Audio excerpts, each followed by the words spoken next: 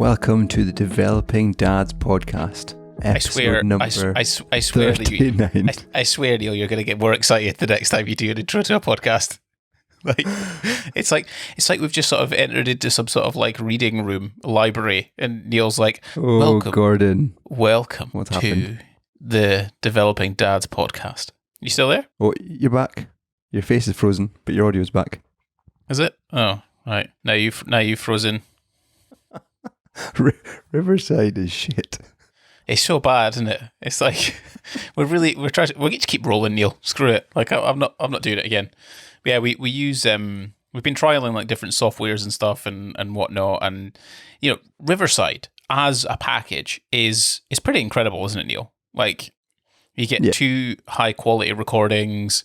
It's all packaged up. I can even now, like I discovered in Riverside, you can even now take a Premiere Pro export project thing, and basically I just open my editing suite and it's all combined, it's all set up, it's all like organized, which is fantastic. But then the software sometimes doesn't work, does it, Neil? Yeah, it just like cuts out, or you freeze, I freeze. It pulls you out, pulls me out. It just it's weird.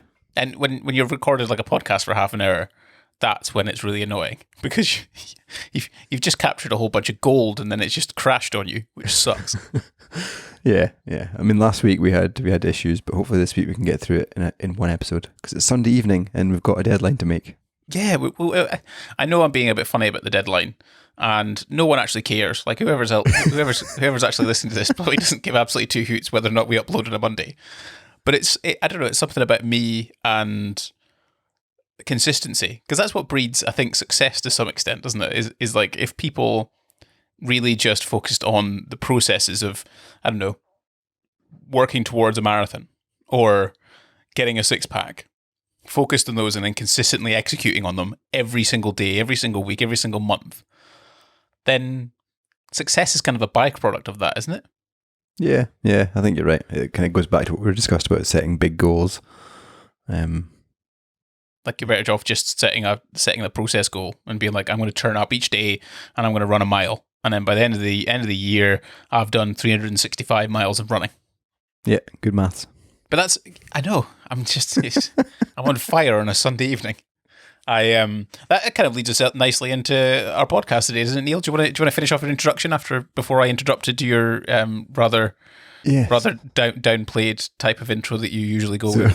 One day you're going to enter into this and you're going to be like really bright and breezy, like absolutely smashed or something, or you've taken bags and bags of cocaine before our podcast, and just it's going to be unbelievable. You're going to blow me away.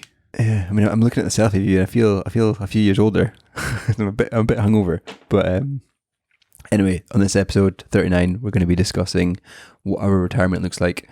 So I am 31 years old. Gordon is 36. Oh, hold on a minute. Have you just decided to take away a whole year from me? Oh, you're 35. Okay, so we're going to discuss. Yeah, we're far away from it, but I thought it'd be a good topic to delve into. Have you just told the audience that I was 36, Neil? I did, but you're now 35. So. Indeed, I am a 35-year-old man. So yes, I unfortunately cut out slightly there, and I might have been talking over you. But again, in the pursuit of consistency, I don't care. So yeah, we're going to be talking about retirement, but every week we obviously jump on and ask each other how we're getting on, because that's an important part of this podcast. It's all about me and Neil actually talking a bit more than we normally do. So I'm curious, Neil, how was your week, and why the heck are you hungover? Like dads aren't allowed to be hungover, and in fact you're actually not allowed to be hungover, because having a child and being hungover, or children, like in your case, and being hungover is probably one of the worst things you can possibly consider. Yeah. So my week, how's it been? It's been good. It's been work-wise pretty steady. Won a couple of new customers, which is exciting for the product. And then going into the weekend, it's been very wholesome. Been a very kind of social weekend. And yeah, so Friday night we had friends over for an Indian, and it was really good to see them. They have young kids, and we went to bed at a reasonable time. They left at a reasonable time, so that was fine. Saturday, what did we do Saturday during the day? I can't even remember. Oh, like gardening stuff. and then met a friend at the park. And then we decided to have a big barbecue because it was 21 degrees, and that's what you do in Scotland if it's 21 degrees.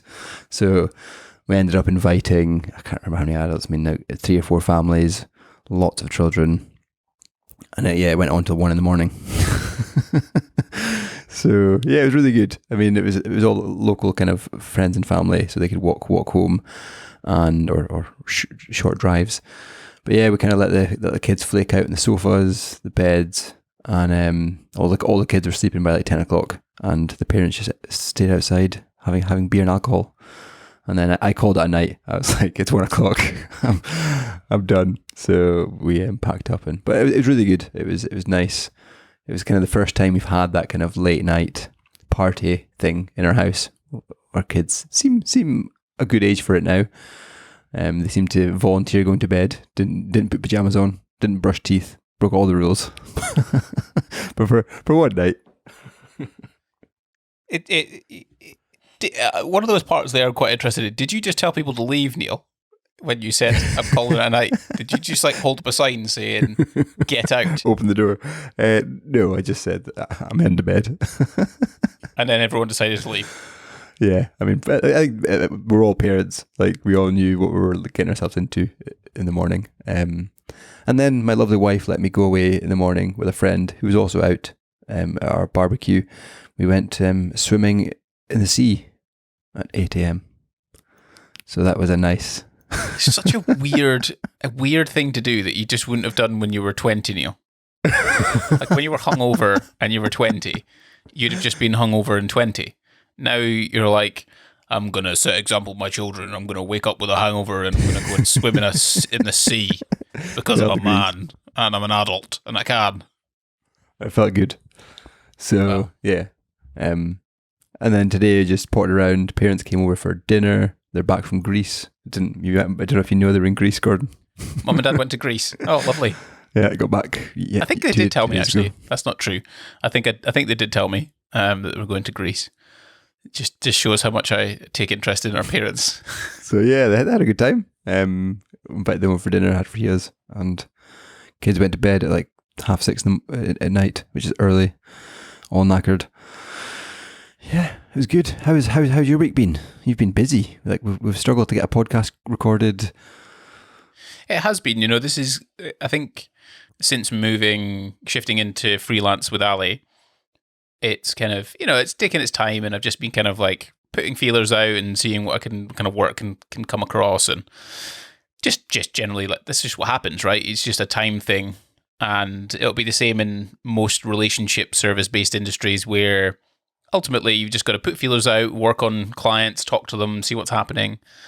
And this week transpired into like probably the busiest week I've had, certainly in a long time, freelancing. And it resulted in a couple of days in sort of near Portsmouth. So I was down filming with a chap called Pete. He has a tech channel and talks all about like new phone releases and laptops and new TVs and all sorts of stuff like that, which was really good because it's sort of outside the fitness stuff that I'm usually filming or doing, and outside alley stuff that I've been filming. And he's such an interesting chap as well. He's I think he's about the same age as me.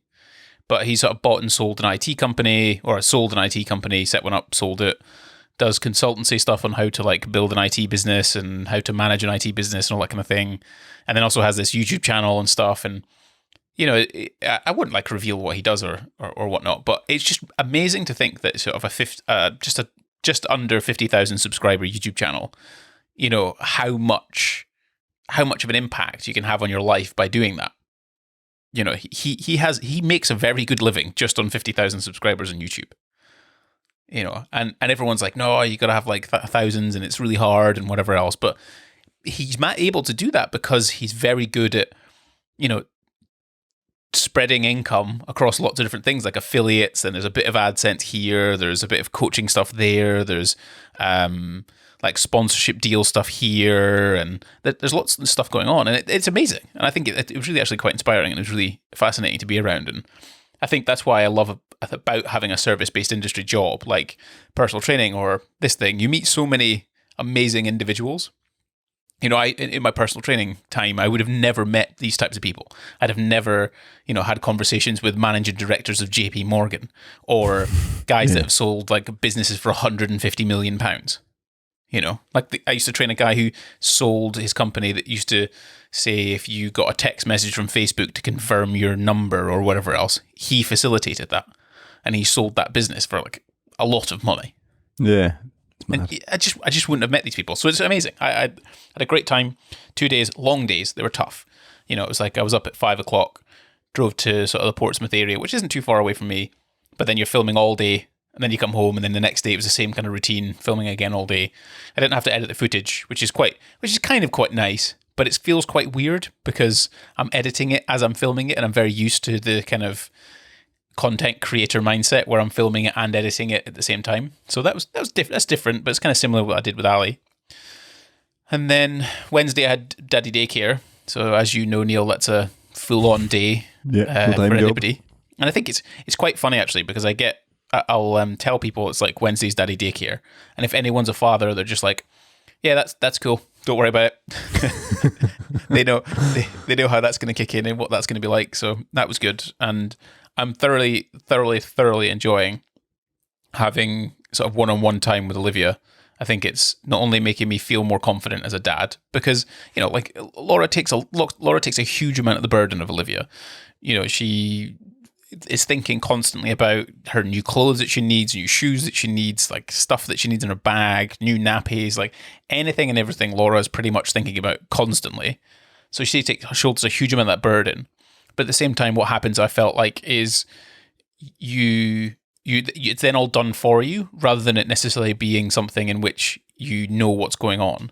And maybe I should be better at telling Laura that I can take responsibility for things, or maybe she's asked me to do it and I've just not done it and she's gone and done it. Who knows? I could be just bad that way.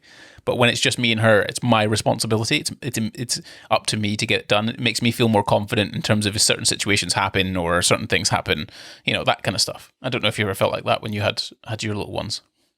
Yeah, I mean, I definitely, and I guess when they get to the walking age and you can take them into town, do clothes shopping, shoe shopping for them.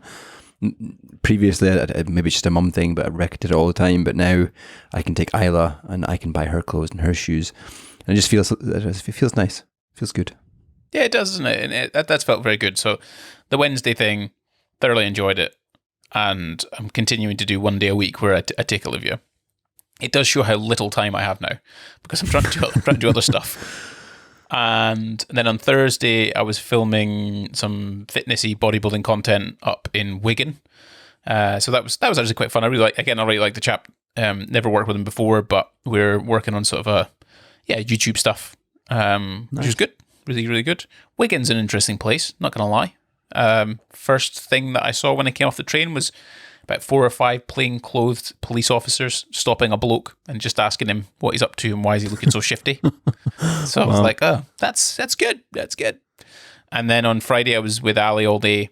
So we had some bunch of filming stuff and, usual jizzle jazzle with that. And then it's kind of been like a pretty solid weekend. We were going to do the football at the weekend, but obviously big news at Queen Lilibet, she's passed away. I'm sure you've got your SMP views on the monarchy and all that jazz, but let's keep that off the podcast, perhaps. So a few helicopters, 3 helicopters actually flying over, because they're coming down from Aberdeen now, over the bridge, and there's 3 helicopters just hovering about. What's wrong with that? Well, why? I don't know, Neil. No, they could be making sure that the nuclear bombs that are near you are not being taken away. Yeah, maybe. Like there's helicopters fly over London all the time. I think what they do is they test like potential invasion issues. So, like they'll fly Tunics and stuff over London. No, these were definitely for the Queen and her parade, or whatever you call it. Part of the game. Like we could probably have a political discussion that she rents Buckingham Palace and technically we own it. And she over the time of her reign, she's probably bought in billions and billions and billions of pounds into the economy, but not actually taking that much money because she's taxed like 95%. Did she not only start paying tax recently? Well, tax in the way in which she gets basically paid from the government a wage, in effect to sort of fund all of her things. But as a as an income versus how much she generates in terms of turnover, she gets paid like 90%, like gets taxed like 90 odd percent, maybe more. Anyway, Queen's dead. So football was cancelled on Saturday, so we were going to watch Fulham versus Chelsea. So that meant that we had a little family day out and went to Blue Water. And I've discovered that being a dad, you don't really buy shit for yourself anymore. No. Unless it's expensive. Like I need to get some new jeans because when you're walking and you get the chafy bit in the middle and you get a hole right basically where your bollocks sit. Well, I've been just walking around with a hole that's I don't know how people feel about it when they sit down and potentially look at my crotch. They can definitely see my underwear if I'm wearing underwear. Yeah, Scotsman. So that's I had to get a pair of shoes. So I tried on some jeans, and then immediately when I tried them on, they fit, which was great because I got thick thighs and a fat arse, so that was good. And then I decided I'm not going to pay full price, so I look online and it's like 30 quid cheaper. So wow. I was like, well, what was the point? What's the point in this shop? Yeah. Mad. So I did that. That was a Blue Water thing with Laura on Saturday, and that was really nice. And then today we had Laura's grandparents, Olivia's great grandparents came over. They had some coffee and things. So we've now started to like use the space, the house space that we've got, and showing it off to people and just enjoying it, which is absolutely fantastic. It's a really, really, really cool. And then after that had all been done, I took Olivia for a walk, and we just kind of pottered around today. But it's I've almost got tears of joy even when I think about it. But when it happens, is we moved. 5-minute walk, 7-minute walk roughly from Laura's mum and dad's. And a lot of people will be like, oh my God, that must be hell. Like having your in-laws, your mother-in-law just coming around all the time. But I really like David and Denise. I think they're fantastic. I think they're great parents. They're great people. And I knew that moving nearby, they're not like next door, but they're nearby. I knew living nearby would just be incredible on all fronts. They came over later in the afternoon and helped me fix an induction thing on the hob, which is just annoyingly complicated, and like digging up some tree roots in the garden or whatever else. But they just pop over with a couple of spades and a pickaxe, and then they have a go. But even then, it's just so easy for them to do 10 minutes at bath time with Olivia. There's not really there's not a 40-minute drive or a 15-minute drive or a 20-minute walk, or it's literally 5 minutes. And that having that low amount of friction, it feels incredible to be able to have that experience. For me to listen to it, because she's obviously giggling away and laughing and all that kind of stuff, and everyone's having a great time. And that's just, it's that access, I think, is just amazing. And yeah, I don't know how people. I mean, I've got friends that have moved to Australia. I've left their parents, both sides of their parents, over here, and it's just, how do they do that? Like, I couldn't do it. Like I'd get it if if I didn't like David and Denise and I thought they were annoying and they had terrible political views and they were just people that I don't want to be around. But they're definitely people I want to be around. But even more so, like our grandparents, they lived in Edinburgh, and we didn't see them that much. Let's be honest. We saw them a bit, but I just feel like that's this next part of life, right? Is family. Very much about having a very close network and a close thing, and to have all that, it's fantastic. I genuinely couldn't imagine my life any happier with that type of situation. And this week's been really good. I talked about kind of having a bit of a funk for a little while, but again, it's that self-employed heroin addict type of thing where that line graph where it goes up and down. Yeah, and this week's been in particular a very big one because it's kind of there's stuff happening, right? There's people. I'm getting paid. I'm making money. I'm progressing. There's stuff happening in the business aspect, which makes me feel much more secure. Our flooring is going to get installed at the end of the month. Just a bloody good week, Neil. I think. Nice, riding a wave. Yeah, and I'll take it. I'll take that one. And I didn't feel like I was a bit kind of like kicking the can down the road with this bloody podcast because I was like, oh, we just kept cancelling and moving and whatever else. But now I'm in it. Now I'm 19 minutes into the podcast. I feel pretty good about it. So. We're shall we crack on with the retirement chat? Have you thought about what you want? Do you have like a dream retirement? Like tell it to me. What's your dream? What would your dream be? Paint a picture. It is, I don't know, mid to late 50s. I guess let's define retirement first. So to me, and people see retirement as they get to 65, take their state pension and whatever pension they've got in a private limited company and go ahead and stop working for good and yeah, just kind of do bits and pieces, that kind of thing. But I don't know. I never want to stop working. So to me, retirement it's a funny word. I think, yeah. What would you say the definition of retirement is? I know I'm dodging your question, but what's the definition of retirement in your eyes? What would be my definition of retirement? It'd probably be doing whatever you want, whenever you want, with whoever you want, even if you didn't want to do it.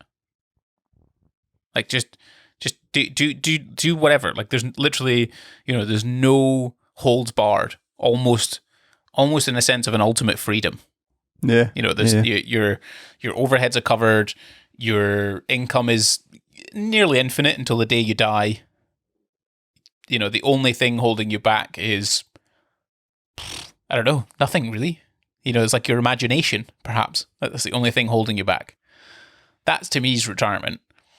I guess there's probably some caveat on that is that, not everyone can be a billionaire by the time they retire, which means you're not necessarily going on first class flights or, I don't know, flying somewhere extremely exotic. But again, that's preference based. Like if you want that, then you can save towards that retirement or aim for that type of retirement. But if it is literally a case of, I can just go and do something whenever I want, how I want, whenever I want, with who I want, then yeah, okay, no, that makes sense.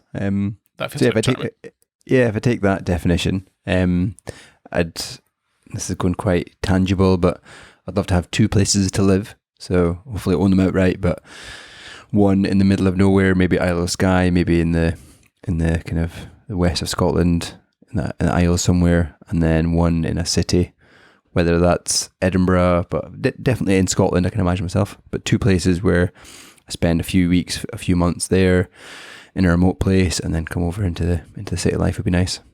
Why all in Scotland? I feel safe. Would you not feel safe in France? Yeah, I mean, I like the fact that I could just drive somewhere. So Skye for us is 4 hours, 4.5 hours, but it feels like an eternity away. Like it's just in the middle of nowhere. You're on an island. Weather's very different. Climate's very different. Different animals around. And I don't have to get on a plane, get my luggage, get delayed. I can just get in my car and drive. You can get a puncture. No, I'm just curious because, like, if it would genuinely, if you had no holds barred retirement, it would be the Isle of Skye and Edinburgh. That would be as far as your ambition would go. I mean, well, yeah. I mean, if we're talking realistic, define realistic, don't know, but if I was to make £1 million or be a multi-millionaire, then yes, I'd have holiday homes in other places where I would travel to.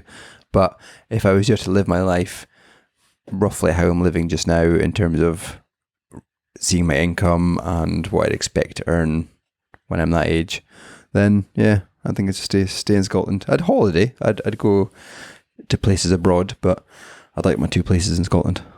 Yeah, that's, to be fair, that's probably not a bad push. What other things would you want? Would you want to be close to family? Would you want to have a nice car? Would you, I don't know, have a dog? What would your retirement look like from a dream perspective? I mean, definitely family first. So hopefully be around the grandkids as much as possible, or if my kids are in university, go down and spend time with them at the weekends, wherever they are. Yeah, and be that a fit dad at 50, fit at 50. What would you be doing from a doing perspective? Like if someone at work, like say you go to a wedding, right, and you're sat there and they're like, hey, what do you do? How do you turn around and just go, I'm retired, which basically just is like a fancy word for unemployed? No, I don't think I'd like to use the word retired. I'd how to describe myself? Be some kind of, I don't know, assume I get back into startup life in a few years' time, or go down this consultancy world. Yeah, probably some kind of consultancy, advice-y type thing. I think I can see myself doing that, and I can see there's a lot of potential there, because a lot of my kind of ex-bosses, CEOs and stuff are now doing that kind of thing where they've quit their day job, maybe do a day a week, a couple of days a month, make a decent amount of living, but they're sitting on boards and they're advising companies, and Yeah, It's fun. That's the kind of thing I can imagine doing. And yeah, just continually learning. Like I mentioned in one of the podcasts that I used to work with a guy, his name was Eddie. Not a chance he's listening to this, but he was like basic IT support. But he retired at 60-ish and bought a camper van, wanted to travel the world, or travel Europe, sorry. And he he signed himself up for a nighttime class in college to do a mechanics degree, or not degree, but whatever, mechanics year where he could fix his camper van himself. And yeah, so that kind of thing, like just continually learning, continually pushing myself and picking up, like, imagine being able to fix your car, like fix your brakes, like not having to rely on 300, 400, 500 £500. Yeah. I mean, yeah, I guess sometimes I rely on those because they're more likely to fix it than I am, even if I'm qualified. But then I guess you're a story of that not actually happening. Yeah, like a dream for me, and I've thought about a few different ideas, but to me, like something near a coast is definitely a place I'd probably like to retire, or do your sea swims, Gordon. Maybe, like, who knows, maybe. But like running along the beach, like I remember when we went traveling, there was some amazing times of, when we were in Miami South Beach, or we were in Santa Monica in California. Like these kind of places, they're completely flat. You can go for a nice run. It's a place that inspires you to want to exercise and to be outside and feel free and fresh and whatever else. However, the money you require to live there is well beyond what I think I'm ever going to earn or be able to do. And also the climate in Miami in the summertime is horrific. But somewhere like, I've been down to Devon, I've been down to kind of like the Jurassic Coast area of England, and the weather, obviously, like, it's like 30 degrees down here sometimes. The sea's really nice, the places are really nice. I could definitely see myself owning something down there at some point. And that would be really cool, like having a dog, walking along the beach, like just having a really nice retirement life down there. And then, like you say, probably having somewhere like a flat or something in London, which would be quite nice to be able to come into the city and, rather than spending money on a hotel or whatever else.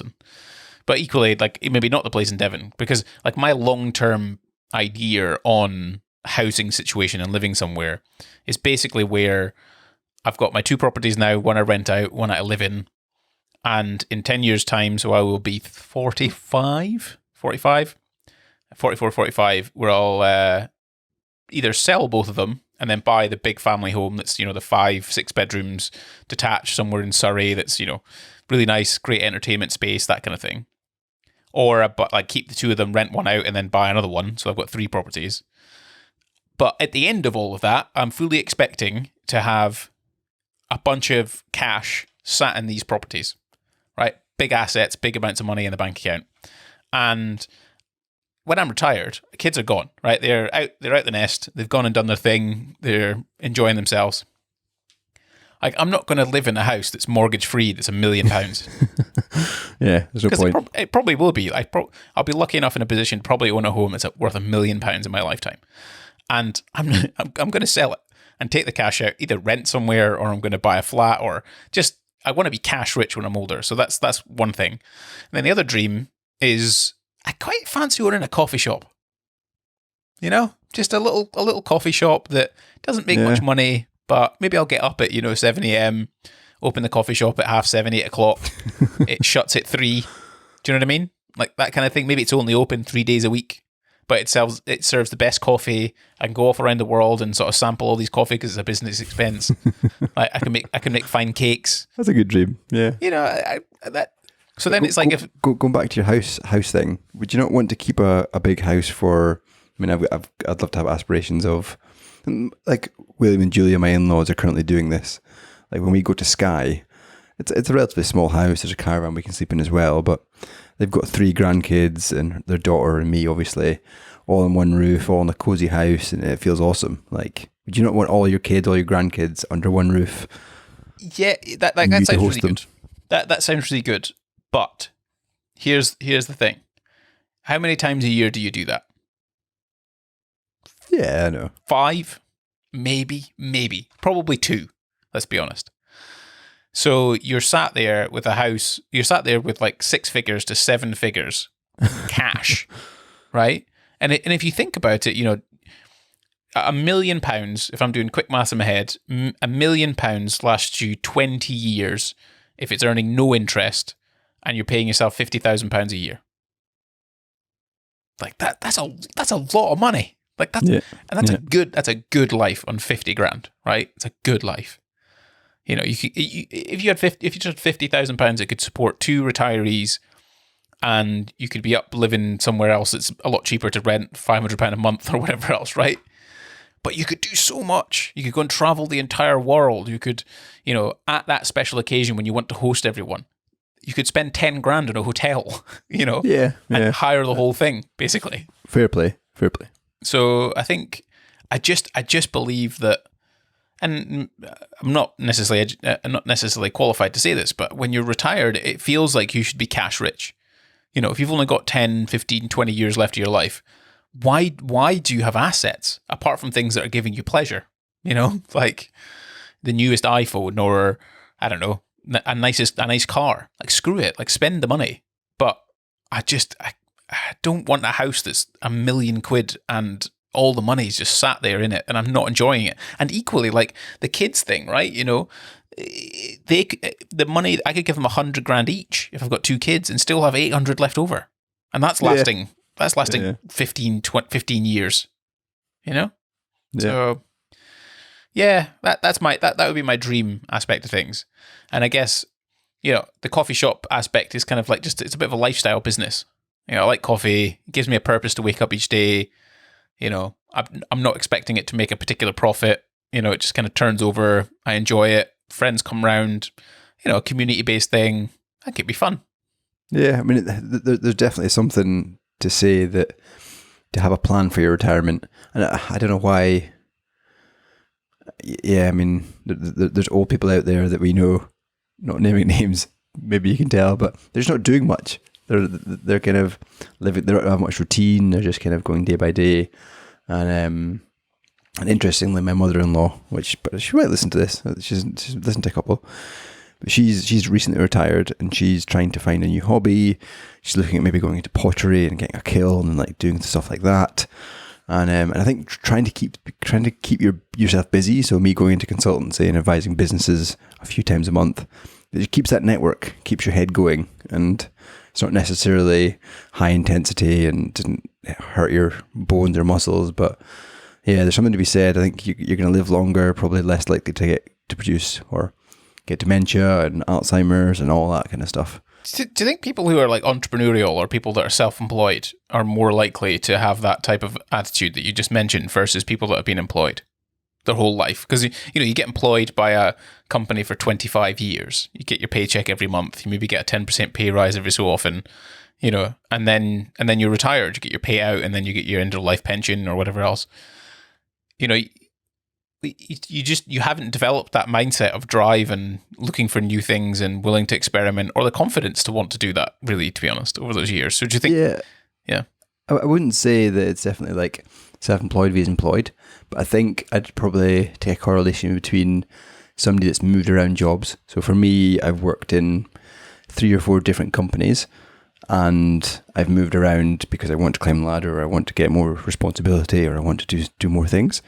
But I think if you looked at somebody that's been in the NHS for 35, 40 years and maybe stayed in a similar role or maybe changed bands, but the responsibility's not changed that much, I think they probably don't have much drive and much kind of oomph to go and do something in retirement. So I think that's probably what, I don't know where I get it from, but I think the path I'm taking is progress, and I think that'll go into my retirement as well. So what are you specifically doing, I guess, to set yourself up for retirement? So we talked about like the dream retirement. This is what we'd like to be. I'd like to be 55, owning a coffee shop by the sea in Devon somewhere, renting a flat because I just want to sit in a pile of cash and buy a BMW. So yeah, I mean, what steps are you taking to for financial independence, retire early? Fire.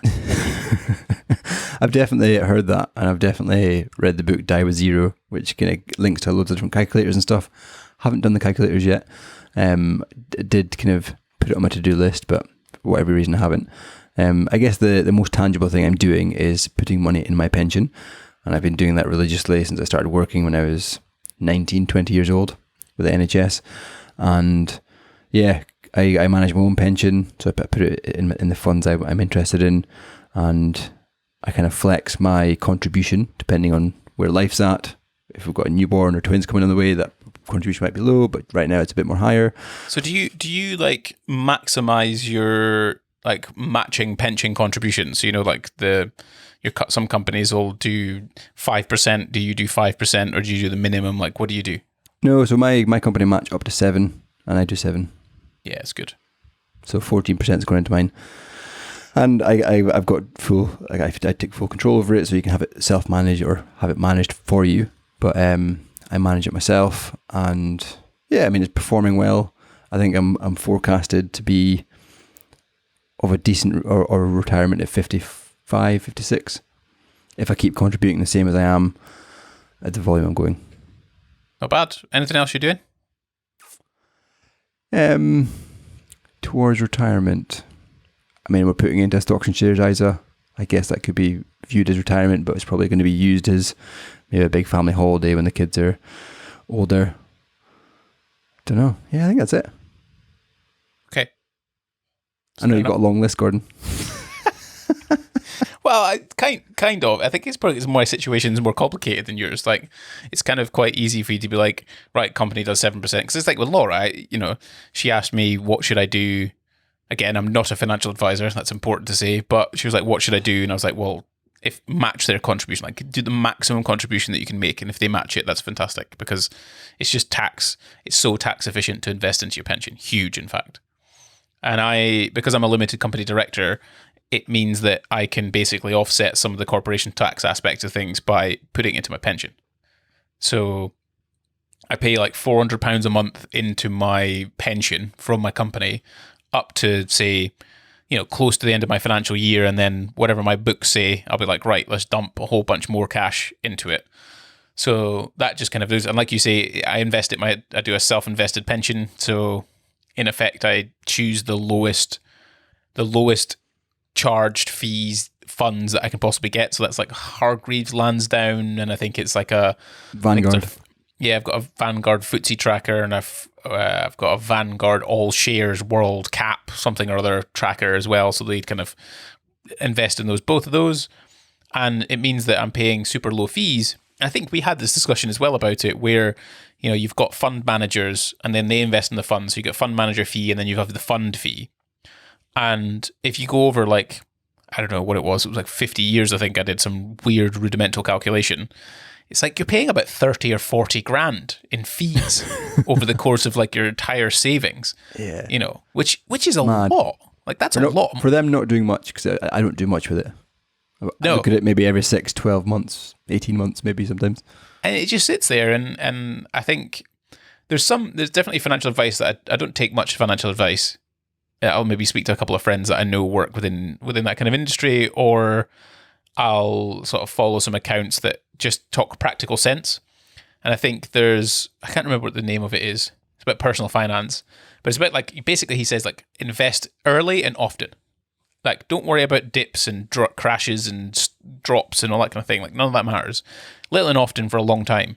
And I think one of the ones he put up recently was, if you invest like $250 per month over 40 years, at, like, I think it's about an annualized 10% return, give or take, it's worth $1.9 million for $250 a month. Like, at the end of those 40 years.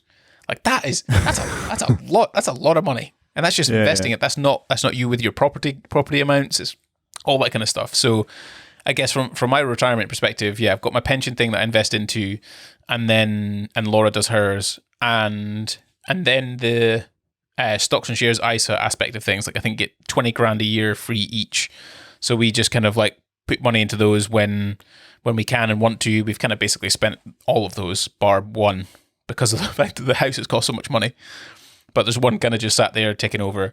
So yeah, we just like invest in both of those. One that we can use from a cash perspective, and then pension, you can take that when you're like 55. So that's the kind of thing I'm doing. And it's a bit more complicated and tax efficient, but it comes through sort of my business rather than necessarily being employed. So, and you've also got your properties. And then, and then there's like the property thing, right? So I think the property game is kind of in this ball of assets, right? So when you own something like stocks, it's an asset. And often when there's things like monetary easing or quantitative easing, where the government sort of pumps cash into the economy and all those kind of things, then people who own assets, ultimately the value increases. So stocks, land, property, those kind of things. So I guess I'm trying to like spread a bedrock of stuff of having some stocks and shares, but then also owning property. And, if I'm retired and I've got a bunch of properties and I haven't sold them all and I've kept them a little bit, then if I've got 5 properties, all paying me £1,000 a month, or I don't know, something around that mark every month, and I've got 5 of them, that's a good salary to retire on. Really. Yeah. And then if I need to sell them, I can do that kind of stuff. And so at the moment, I think I might probably flip this one and then turn it into a rental property and then buy another one rather than the £1 million house. But we'll see. We'll just see what we want to do at the end of 10 years. I've got flexibility, right? Yeah, I mean, there's definitely still time in my life. I'm only 31, and with the kind of career I'm progressing to, and now I've got a promotion last week that comes with a 20% bonus, or a potential 20% bonus. And as you kind of climb up the ladder or move companies, that bonus will change. And I don't know if I come into a decent amount of money where it might end up me being a buy-to-let mortgage or something I could buy. Property is definitely something I'd go into. So maybe 5 years, 10 years time. It kind of depends. Like the property stuff for me has been good because rental amounts are high in London. It's a good sum of money, but the problem is yields aren't great, generally speaking, unless you've put down a large deposit. Because I looked at like something in Dunfermline, for example, where I was like, oh, wouldn't it be cool if like me and Neil, like I got a property, Neil managed it for me, I give him a bit of percentage and then, work it out. But realistically, you've got to put in 25% for a letting mortgage, a rental mortgage. So 25% on £100,000, you've got to put in 25 grand. And then you've got the monthly payments, which will probably be anywhere between £300 or £400 a month, give or take. But rent in Dunfermline's maybe like £600. So I'd clear like £300 a month, give or take. So 3.5 grand a year, which I guess if you're talking about retirement, though, I mean, I'm talking about buying it and then selling it in 20, 25 years, and that's where the money would come. Yeah, like you make money doing that for sure, but it's just that you're then quite vulnerable to like costs, right? If you're only making 3.5 grand a year. So that would be my hard point, is that sure, but then the more of the cost, the less profit you're making, and the more hassle it is, the less but the less you just want to do it. Like if you just literally put 350 quid a month or 300 quid a month into stocks and shares, you don't have to do anything. Like you don't have to deal with snotty people who don't look after your property, or you have to go round on a Saturday morning because the boiler's broken, or organize things like that. But because my other property makes me a decent amount of money, it's fine. I'm okay with that. I'm okay with like going and doing it. So yeah, it just has to be a good return. Whereas stocks and shares, like easy, like stick the money in, off it goes, it's done. And if you just, like I said, invest £250 a month or $250 a month in 40 years, 10% annual returns, like nearly 2 million quid. Yeah, it's mad. It's mad. But there's probably a bit of advice for the listener I'd go with. I don't know if you've heard of this book, Gordon. The Simple Path to Wealth. Is it advice, Neil, or is it just an opinion? Because opinions, you're not held to opinions, right? It's just a thought. Yeah, an opinion. A very good book. Very, quite, I don't know when it was written. But basically he wrote a series of letters to his daughter about money and investing, etc. And then turned it into this book. And basically it's invest early, little and often, just like Gordon said, but it goes into a bit more detail. If you know nothing about stock markets, nothing about ISAs, nothing about stocks and shares, it breaks that down. So highly recommend it. What was the book called again? The Simple Path to Wealth by J.L. Collins.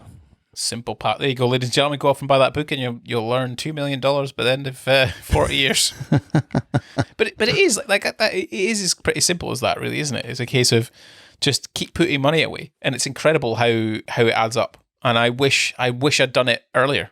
I wish I had, because I think even when I bought the first house that I got, I wouldn't say I was financially savvy. I wouldn't say that I'd actually thought about what I was doing or where I was putting things. I certainly thought about, making sure I had enough money for tax, but the way I did that was just work more rather than actually saving up for it, right? And the house basically forced me to save. It forced me to put money like it was a contributory mortgage, so it was paying off of it and whatever else. So, but I guess now, having set up a pension and done all those kind of things, it's in effect paying off now. Like my mortgage is at a good amount. I'm still adding to it very regularly. A lot of this extension is paid for because we put, our own personal savings rather than a pension into a stocks and shares ISA. Both of us did for a long time. Just all those kind of just letting it add up overall. And I think some of the other things that I've made sure that I've done is not like get into car payments. We bought our little Ford Fiesta. I was in a lucky position that I could do that. So we bought the Ford Fiesta, and it's just it's maintenance costs now rather than necessarily being car payments. So yeah, those kind of things. There's definitely planning for retirement is also living within your means. Yeah. I mean, I've raised it before in the podcast, but I'm seeing massive Range Rovers driving around, dropping kids off in school, and crazy cars, and you're just like, maybe they can't afford them, but probably not, and more than likely it's on finance. And if you look at the credit card debt for the UK, like you see random reports on PPC and stuff, it's just going up and up and up. And if you've got credit card debt, you've probably got a lot of finance on your car or the other things. And yeah, I think live within your means is also a good way to plan for your retirement. Yeah, like having a low outgoings, certainly. And what debt, we've both read Die with Zero, and that's from a guy called Bill Perkins. And it's basically one of the big parts it talks about is giving your kids inheritance early rather than doing it when you die. So like retirement planning is kind of part of that, right? If you want to give your kids anything. And have you thought about that? Have you thought about like the retirement aspect, and when you retire, do you give them a lump sum that might be less than when you die, or do you even give them a lump sum? Like, do you actually do that? Like, what do you think? I don't know. I haven't given it much thought. I think I will just keep going on the path I'm on, and I don't know when that money is available, and I'll make that decision. Like, I have no idea where Ben, Lewis, and Isla will be in their lives.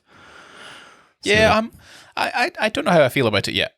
Like, I've got a stocks and shares, junior stocks and shares ISA for Olivia. So we've got savings for the kids, but yeah, so but it's like 25 quid a month, and by the time she's 18 or whatever else, it'll probably be 15, 20 grand or something like that, which is fantastic. Like, I can't wait for the day to give her that money and say, look, there's conditions on this. You're not allowed to spend it in Ibiza. You've got to buy a house or a car or your education. But basically, I'm doing that for her. But then I'm kind of like, I don't know yet. I'd maybe basically that's probably her property money, and maybe by the time she's 18, I'll be 53. Jesus, I'll be 53. So I'll hopefully be in a position to top that up to make sure that she gets on the property ladder. Basically, I just want her to use it to buy a house. Like, that's, yeah, I mean, to buy a 2-bed flat that, or, she can rent out to her mate and make a bit of money off of it, or something like that. That's my inheritance plan, I guess, for now. And I'm fully intending on spunking it all and using as much of my retirement cash as I can on myself and my wife and us enjoying, Porsche 911, Gordon, one day. Yeah, Porsche 911, maybe. But yeah, like thinking about Isla, so Isla's 7.5 now. When she's 18, say 10 years time, I'll be 41. That's mad. I'll have an 18-year-old and I'll just be 41 years old. Yeah, no, you don't even be close to retirement, Neil. You still be getting all sorts of weird or wonderful things happen to you. I know.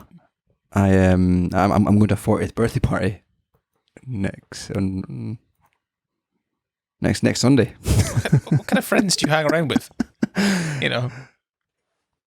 I mean, so I guess they're more Rebecca's friends than my friends, but they're Rebecca's Isla's school friends. All right. So yeah, I've been invited over for a 40th birthday barbecue. And you turn up with your little lunch box, No, my on shoes and my trendy shorts and my nice shirt. And you turn up and everyone thinks you're the son of someone. Yeah. It's fair enough. But yeah, no, I had kind of thought about the whole inheritance thing. Because it's quite old school to do that, isn't it? Where you'd give a bunch of cash to someone. It's very different now. Where realistically, realistically, I think inheritance for most people that are a bit younger than us or around about our age, it's going to give them enough money to pay off their mortgage. And that's what's going to happen, rather than it being a case of like setting them up for life or, but that's about it. And then like we're going to end up spending all that money because we're going to have to, I don't know, fund our lifestyles or whatever we're trying to do with it, right? It's not going to last very long. So I'm a bit concerned that our kids and then our kids' kids are unlikely to ever see like an inheritance, realistically, unless we do something specifically successful and we make a lot of money. Yeah, I mean, that's gone pretty deep. That's gone into a lot of generations. But if you think about all the debt that's going on, like if you think about your I don't know, so your hypothetical friend who's driving around in a Range Rover and they've got £15,000 on a credit card, that's only getting worse. That's not getting paid off anytime soon. That debt's only getting worse. So they're unlikely to be paying off their house anytime soon. And let's say their parents they had kids when they were 30 and they're 30, so their parents are 60 and they might live another 15 years. So by that time, their credit card debt's got worse, their mortgage payments haven't changed necessarily, like all these kind of things happen. And then they inherit, say, 100 grand, 200 grand, something like that. That's then just going to go on to pay off all these credit cards. It's not going to go anywhere that builds an asset or something like that. And most people are probably in that situation. And that's worrying because then they're not going to be able to necessarily give any money or whatever else to their kids, but less than 200 grand, let's say. And it's worth less because obviously the inflation and all that kind of thing. And then their kid's not going to get anything. So yeah, I'm just curious. I don't know. I think, financial planning is kind of an interesting one down the line. Yeah, and I hope schools are focusing on it a bit more in terms of the advice you can get with a stocks and shares ISA at 16 or, just be a bit more savvy. Who knows? I think it's also set an example, right? Because I'll be asking Olivia, I'll be like, oh, so what's happening? Because like our parents didn't ask us. Like I'm pretty sure Laura's parents didn't ask her. I'm pretty sure their parents didn't ask them. But I'd be well interested. I'd be like, oh, so Olivia, what's your company contribution pension scheme? Yeah. She'd be like, I don't know. I'd be like, I need you to go and find out because that's important. Yeah, because it's like I asked for you. Yeah, no, but it's like I asked Laura. I was like, where's your pension? Like, what's it doing? How much is in your pension? And she was like, I don't know. I'm like, let's go and find out. And like nowadays, it's so easy. Like you've got an app now. Like I can see exactly what's in my pension, exactly what the forecast is, and the loss and the earnings. Yeah, exactly. So I think I'll definitely be doing that. But either way, Neil, are you feeling a little bit more revitalized now after our conversations? I am. You think you can close us out on on a happy note? And on a happy note. No, I've got nothing. Oh, I can actually. Good. I can. You saved the day, Gordon. Right, I can do it. Well, Olivia today, and you'll enjoy this because you went through it already 3 times. But Olivia is now walking. Wow, that's awesome. That's a big milestone. Which is sick. Like we had one of those holy crap moments yesterday where I think I put her down next to me on the sofa, and if she was standing on the floor, I was sat on the sofa, and I just kind of like let go, and she just walked towards Laura, and I was like, we both just looked at each other and went, oh my god! Oh, it was great. You're both there as well. Unbelievable! Like she's never done that before, and that was I think that's why this week's been just amazing because all those kind of things are starting to happen. And then we couldn't stop, so we're like, let's go further apart. And we're just like constantly like getting her to go and clapping and oh man. Stairgates next. Oh, I've already got stairgates, Neil, don't worry. It's just that's it's kind of it's interesting, and this is more of a personal thing, nothing to do with retirement. But when I went traveling in 2017 and I came back, it was kind of an odd feeling. Like I felt as though I'd completed life because I'd traveled the globe, right? Off the back of my own 2 hands. I'd bought a house and, done it all pretty much all myself, apart from the sort of 10 grand I think we got from grandmother when she died. And I'd done all this all my own. And I was like, fuck, like how what do I do now? Like, what the hell? You've done all this stuff already. You're barely 30. And I don't know if that's arrogant to say or not, but I don't know. That's how I felt. And now it's like having had children or having children and experiencing all these kind of things. It's like, it's nuts, isn't it? It's nuts how It gives you purpose. But it's nuts how there's like another dimension. You know, there's like, you thought happiness was something. And I definitely have been very happy in my life, especially when I was like getting ready to go to a pool party in Vegas for my 30th birthday. Shit like that, right? Or jet skiing around the Burj Al Arab with you on your 30th birthday. Yeah. Like, that's happiness. But then like kids just bring this like really like friggin' man, you're on another dimension type of happiness, which is kind of, but they also drag you into the pits of just sadness and despair and worry and anger and disappointment. It's a roller coaster. Anyway, on that note, I think I'll let the 2.5 listeners finish off whatever they've got left of their Monday morning if they've been listening to it on a Monday. But yeah, thanks very much for listening. Do appreciate it. I hope it was kind of interesting. We've been kind of kicking our heels and dragging our feet a little bit and trying to get these podcasts out, but hopefully we'll get back onto a bit of a run again. Next month in October, I think you're down, Neil. We've got a very special episode we're hoping to do, somewhere very special. So if you do listen to our one and only episode in October, or if you do only listen to one, that'll be one of them. Either way, follow us, of course, on YouTube, where you can see this entire conversation. You can see our lovely smiling faces and how young and beautiful Neil's looking at the moment with his thick hairdo and my thick hairdo that I haven't had a haircut either. You can also find us across, obviously, all podcast platforms, whatever else, and on Instagram. If you just look us up, Developing Dads, check us out. We don't post at all because Neil's in charge of that and Neil doesn't do anything with it. But, you know, it's just one of those things that I'm just going to keep battering Neil with. Yeah. But I hope you've enjoyed the episode. And, of course, we'll see you in the next one. Cheers. Cheers.